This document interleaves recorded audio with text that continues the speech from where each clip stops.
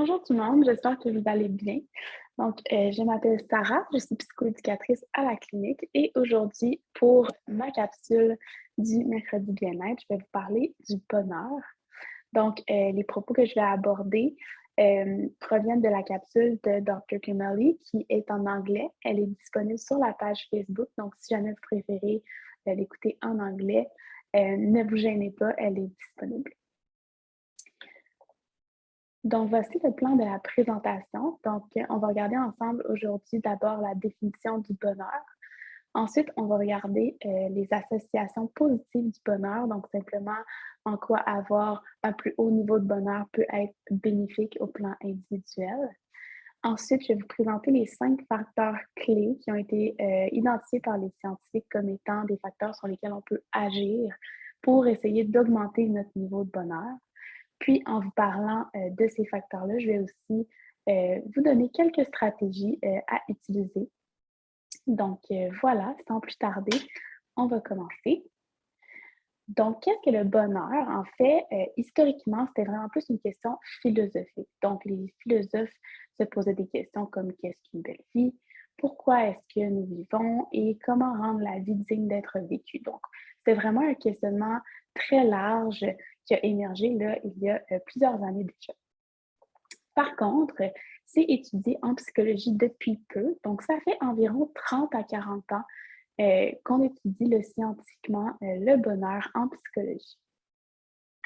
Il y a une analogie qui est très intéressante à connaître. Donc, c'est vraiment le plus en psychologie positive et c'est l'image des mauvaises herbes. Donc, ce qu'on dit, c'est que même si on enlève toutes les mauvaises herbes dans le monde, ça ne veut pas nécessairement dire qu'il va y avoir des fleurs ou des arbres ou des fruits. Donc, cette analogie-là, ce que ça veut dire, c'est que même si en psychologie, en psychoéducation, on essaie de diminuer l'anxiété, on essaie de diminuer la dépression et les difficultés adaptatives en général, ça ne veut pas nécessairement dire qu'on va avoir un niveau de bonheur plus grand.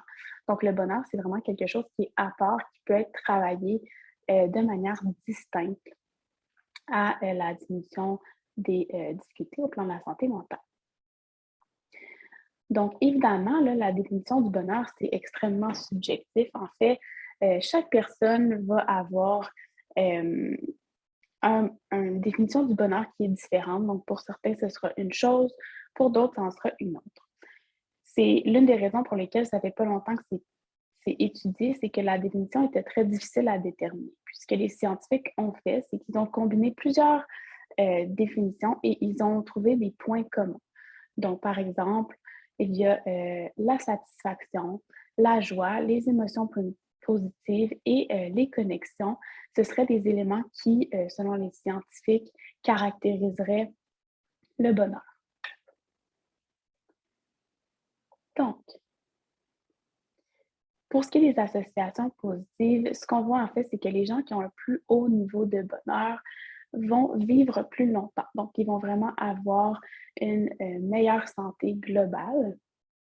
Ensuite, leurs relations sociales seront plus satisfaisantes et ils auront des emplois qui seront eux aussi plus satisfaisants. Donc, la question qui se pose, c'est est-ce que c'est possible d'augmenter notre niveau de bonheur? En fait, oui, mais il y a des éléments du bonheur qu'on ne peut pas contrôler. Donc, je vous ai fait une tarte ici pour vous montrer quels éléments contribuent au bonheur chez une personne. Donc, ce qu'on peut voir, c'est que la partie de droite, c'est la génétique. Donc, la génétique compte pour 50 euh, des éléments contributifs au bonheur. Ensuite, il y a le contexte qui est en haut, en gris très, très pâle, et c'est 10 de la tarte. Donc, c'est l'environnement, par exemple, qui va contribuer pour environ 10. Puis finalement, la dernière partie, c'est les attitudes personnelles qui comptent pour 40. Et c'est là-dessus qu'on va pouvoir agir. Donc, les attitudes personnelles de chacun des individus, ça, on va pouvoir essayer de les modifier pour essayer d'augmenter le sentiment de bonheur. Donc, comme je vous ai dit précédemment, les scientifiques ont noté 5 facteurs clés sur lesquels c'est possible d'agir. Donc, on a en premier les émotions positives, ensuite on a l'engagement, les relations, la signification ou le sens et finalement les accomplissements. Donc, on va les regarder un à un et on va voir les stratégies qu'on peut utiliser pour essayer de stimuler ces facteurs-là. Donc, d'abord, il y a les émotions positives. Avant toute chose, avant de parler de comment augmenter les émotions positives, il faut savoir que c'est super important d'être disponible à les vivre. Puis, pour faire ça, on suggère de travailler notre hygiène de vie. Donc, ce qu'on souhaite, c'est qu'un individu dorme suffisamment, par exemple, s'alimente relativement bien, voit la lumière du jour, donc il met toutes les chances de son côté pour être disponible psychologiquement et physiquement à vivre des émotions positives. On sait que si, par exemple, on n'a pas très bien dormi, c'est difficile peut-être de voir les choses plus positivement, c'est difficile d'apprécier certaines choses. Donc, c'est vraiment important, avant toute chose, de miser là-dessus. Ensuite, les émotions positives, évidemment, c'est spécifique et subjectif à chacun.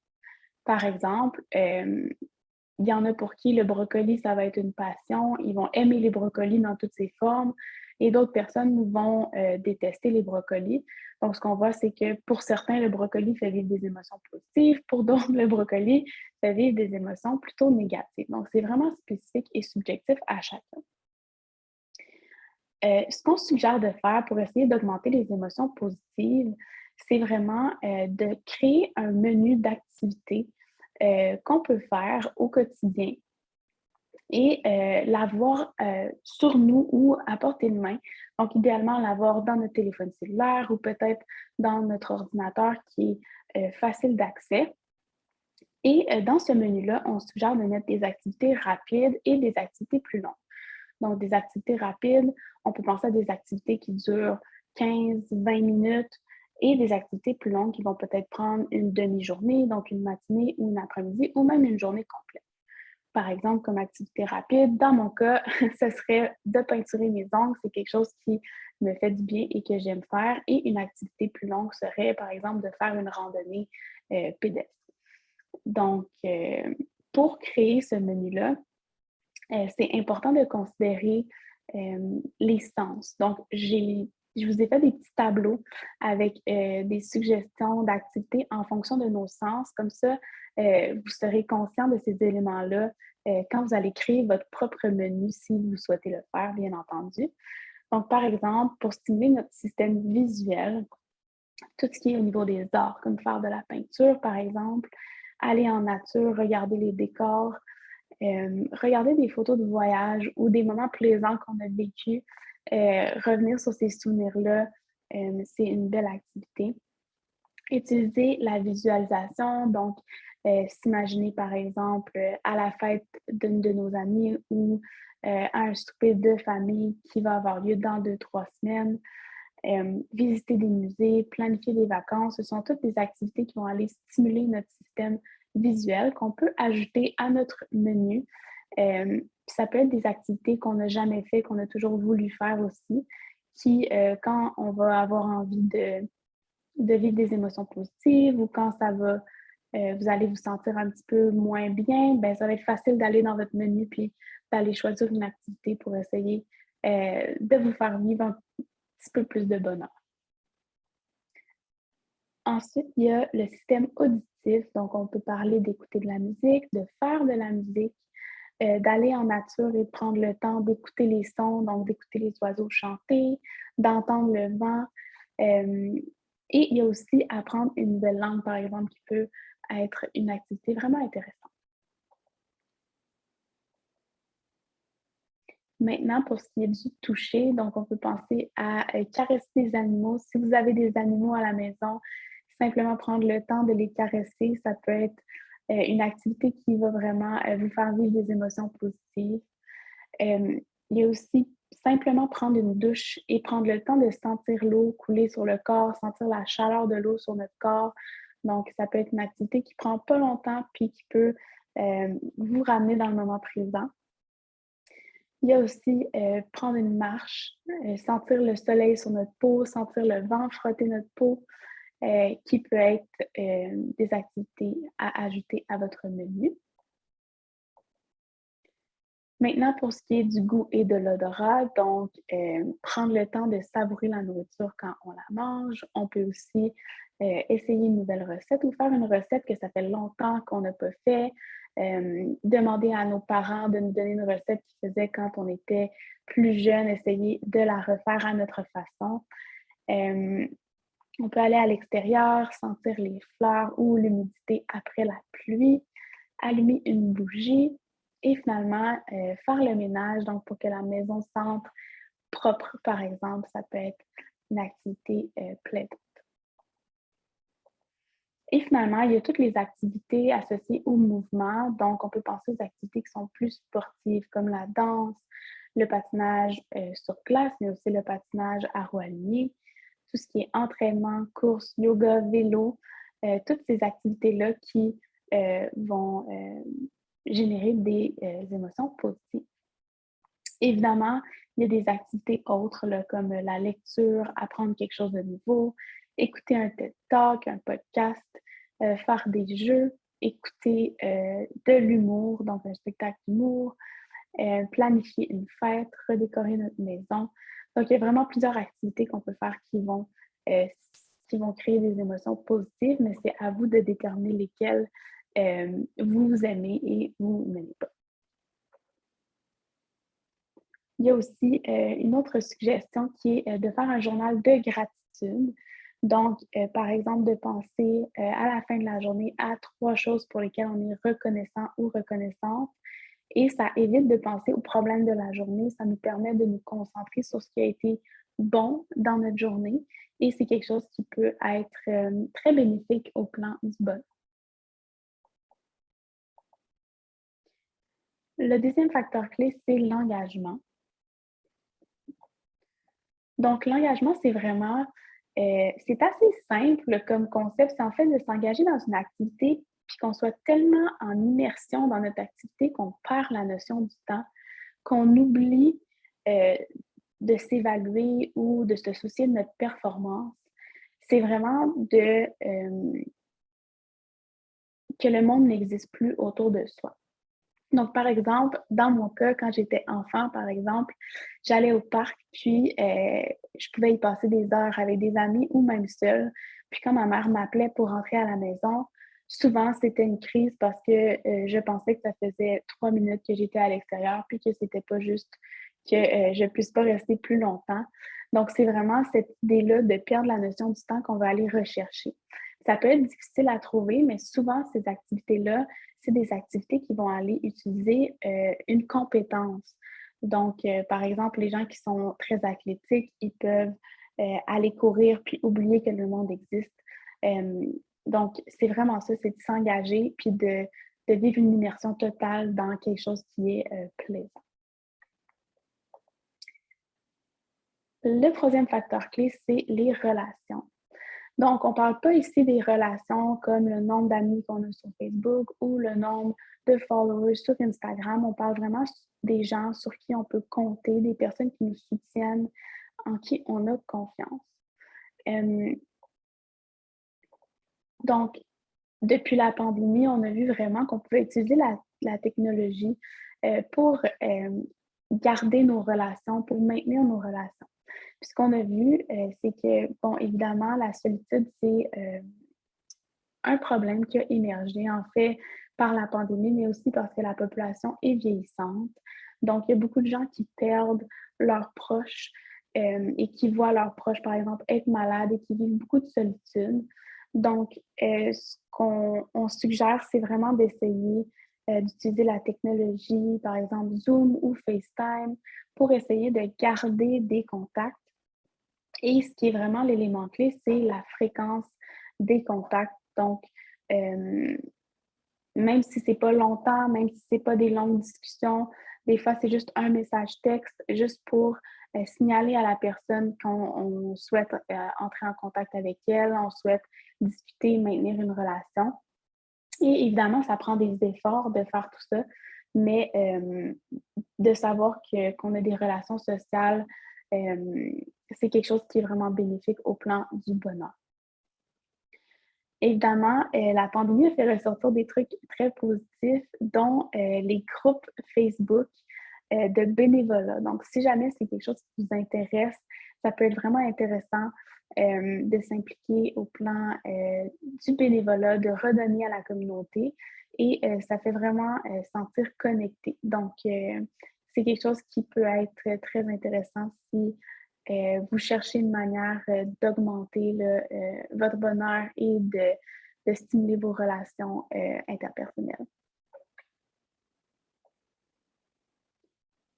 Donc, le quatrième facteur clé, c'est la signification ou le sens.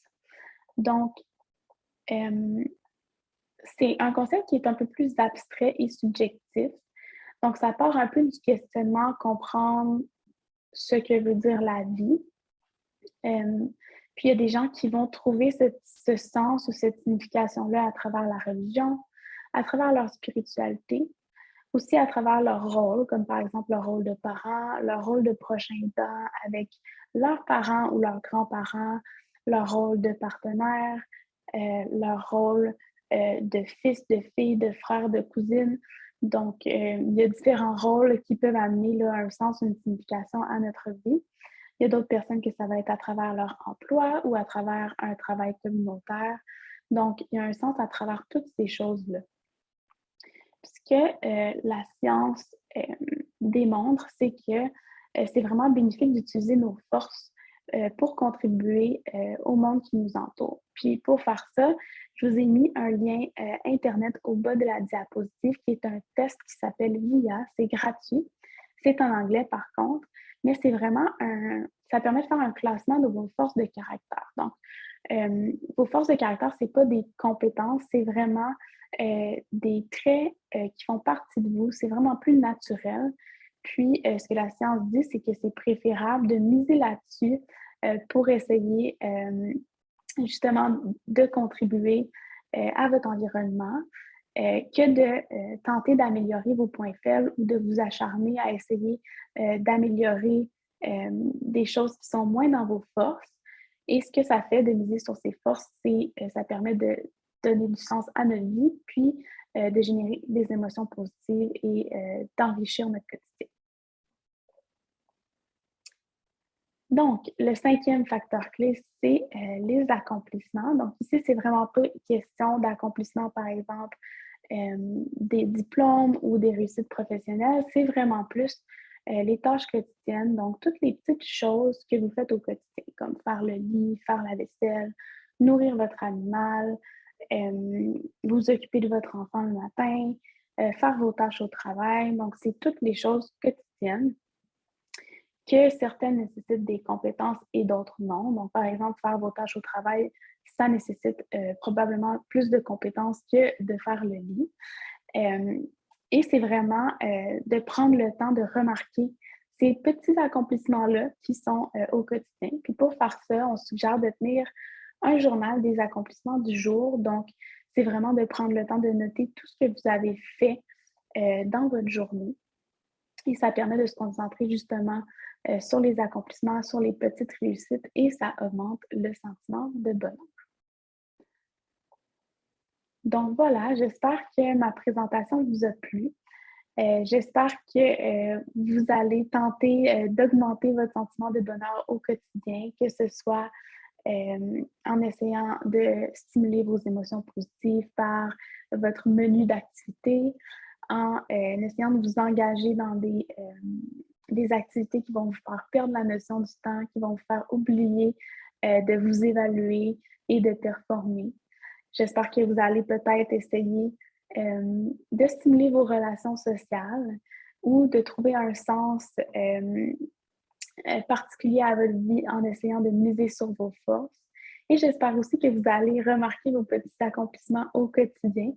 Donc, en faisant tout ça, vous allez être une personne très heureuse, je le souhaite.